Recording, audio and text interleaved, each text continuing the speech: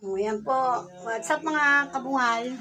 Yan, magluluto ako ng pork steak. Ang mga ingredients ko, ito yung pork.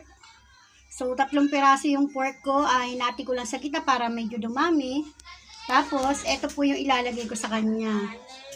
Yan po yung piniga ko pong kalamansi. Tapos, toyo. Tapos, sibuyas. Bechin, paminta, at saka po magic sarap. As ito naman po yung mantika. So, start na natin ha. Ilalagay natin yung kalamansi. Dito yan, yung pinigaang kalamansi. Ilalagay natin. Tapos, lalagyan natin siya ng toyo.